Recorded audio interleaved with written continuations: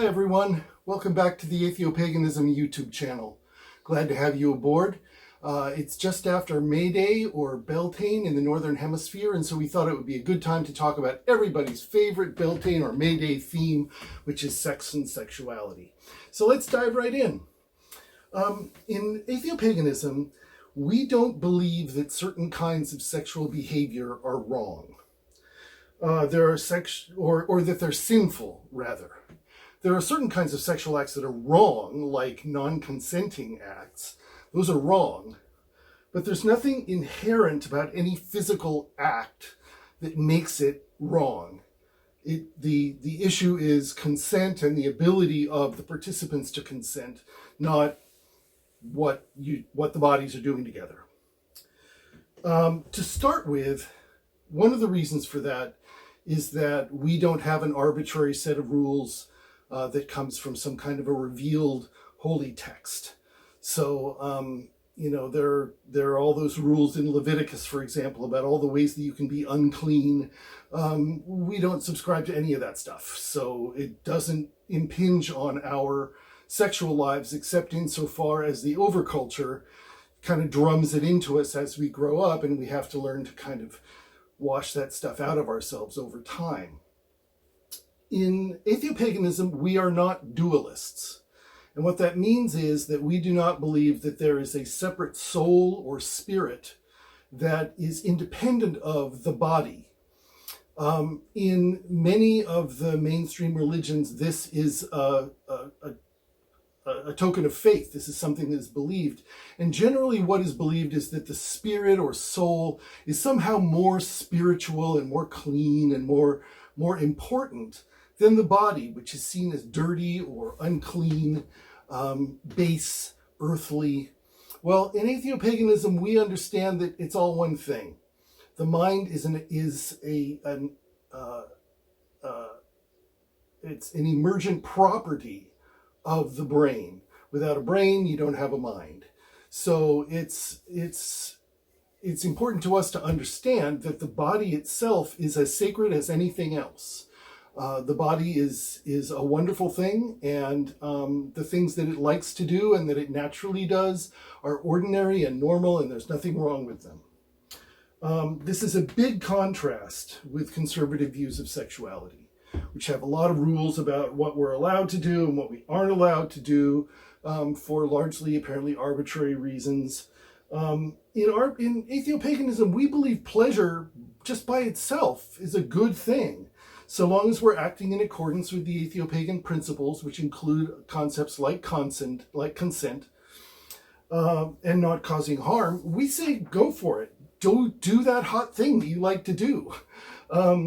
Pleasure is our birthright, and it's completely natural. We were built to experience pleasure. Not by intelligent design, let me say. We evolved to seek pleasure and to enjoy it. So let's enjoy it. So let's break this down a little. First, we have to talk about bodies. Our culture has a lot to say about bodies, about how they're supposed to look, which parts and functions are shameful, and which parts are admirable, and all that sort of thing. In Atheopaganism, we don't buy that. All the bodies are beautiful, all of them. Every one of them is the sum total of an amazing, unique person and is worthy of love and respect and pleasure and joy in living. That's our position. And we stake that out very boldly, that we believe that whatever the condition of your body, it's beautiful, and you are as deserving of respect and admiration and love and all those things as anyone else. Likewise, the things that bodies do are normal and respectable. It is okay that we shit and fart and sweat and masturbate. It is okay that we do these things. It's more than okay. It's normal and natural and nothing to be ashamed of. It's okay that we want the sexy things that we want, right? Whatever they are. So long as nobody is getting hurt and participants are consenting, and that means oral sex and anal sex and gay sex and group sex and BDSM. It means all those things. All those things are perfectly great. There's nothing wrong with them. And so in Atheopaganism, we encourage consenting adults to go forward and enjoy those things as much as they choose to enjoy them. Speaking of which, we need to talk about virginity. Virginity is a big deal in the Abrahamic cultures, and it doesn't exist. Let me say that again. Virginity is not a thing. Virginity is an idea that is used to control the sexuality of girls and women, but it doesn't actually exist. There is no such thing as virginity. There are varying degrees of sexual experience, but there's nothing to be proud of or ashamed of for having more sexual experience or less sexual experience. Every person is different. Some are quite active or have been quite active at times in their lives and then become less so later, or vice versa. Some are not interested in sex at all and are kind of mystified by why this is such a big deal for the rest of us. But the idea of saving yourself for marriage or any of those kinds of things just really does not compute in an Atheopagan worldview. There's other than being safe and being healthy and being consenting, which means that you need to be an adult. We are all for whatever sexual expression works for you. Ongoing sexual relationships between two and more people are what we call real relationships in this society. And we need to talk about those too, because there are lots of other ways of having relationships. Those are also perfectly fine. People do not necessarily have to be pair bonded in order to be in legitimate relationships that deserve respect and recognition and all the rest of those things. So people that are in ethical non-monogamous relationships, people that are in polyamorous relationships, people that are just single and promiscuous, all of that is fine. There's no reason not to be doing that, except insofar as people need to be safe and taking care of their health. This brings up a topic which is called the relationship ladder. And it's a concept that I think it's really important for Atheopagan folk to be aware of. The relationship ladder is a term that's used in studying relationships that has to do with the culture's expectation around how relationships will evolve. So the idea is you meet, and then you're dating, and then you're living together, and then you're getting married, and then you're having children, and then blah, blah, blah, blah, blah, blah, blah, blah. And it's this very established sort of step ladder or escalator, if you will, of steps that we're all supposed to want to follow. Well, the truth is not everybody wants to follow that, and you don't have to. You can stop at any one of those stations or before any one of those stations, or you can skip any one of those stations. None of those are necessarily graven in stone. And just because you, for example, don't have children doesn't mean your relationship is any lesser than those of people who do have children.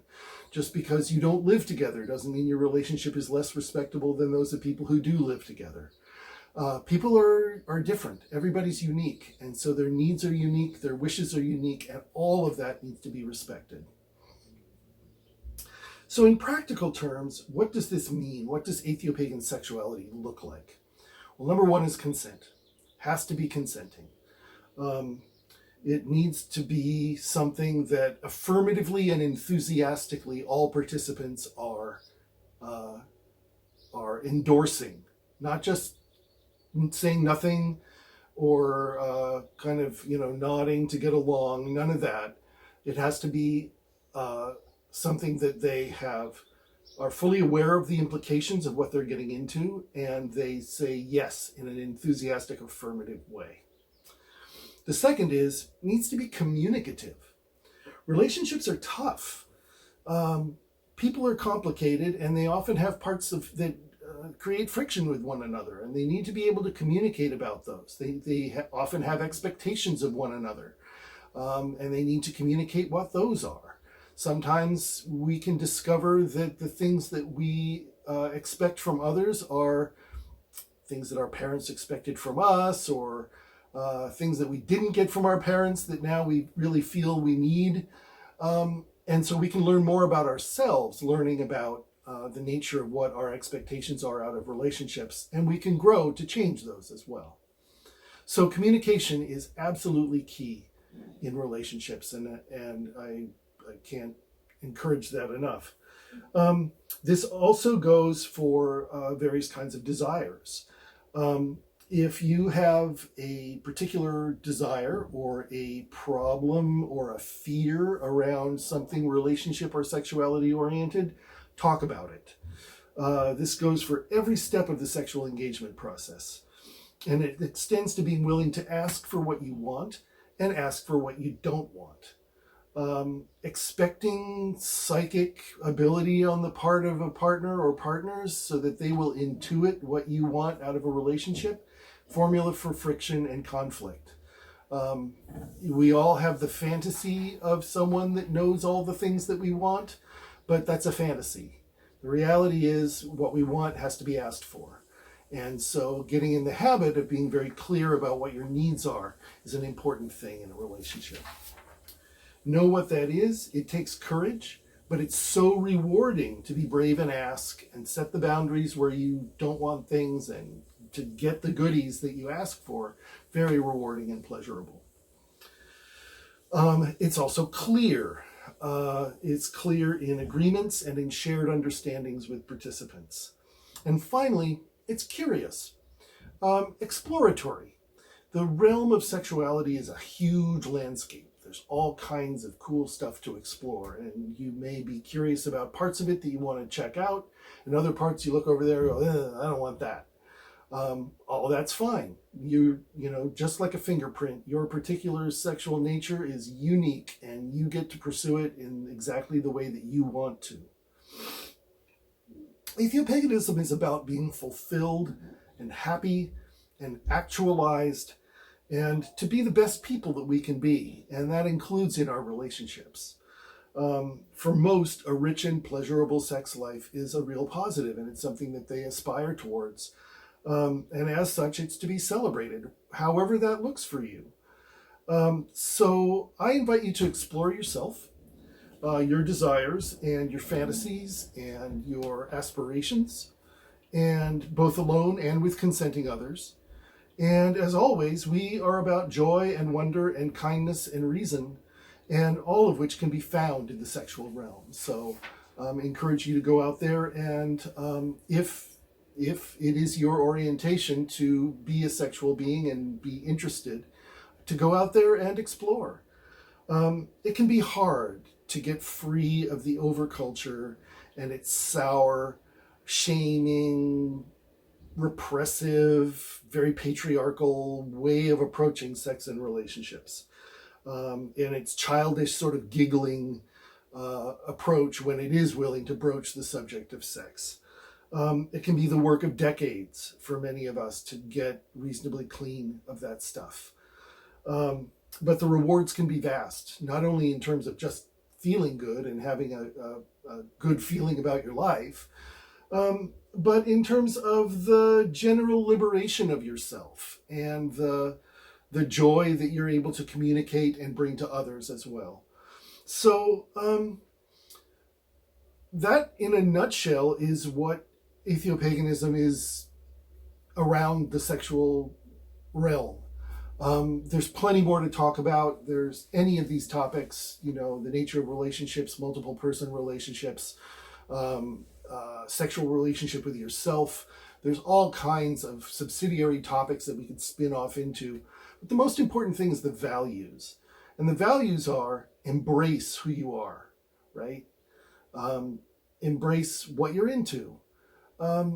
And find consenting others that are also into that. And you can, you know, that you can enjoy one another in that way. Do it in a way that's safe. Do it in a way that defines clear boundaries. Do it in a way that's communicative. But be curious and keep exploring. So that's what I have to offer for you this week. I hope that you're having a wonderful time wherever you are. The spring here is beautiful, and I'm just having a lovely time this week. So I wish you the best. If you haven't hit subscribe, we appreciate that. Thanks so much. We'll see you soon. Bye-bye.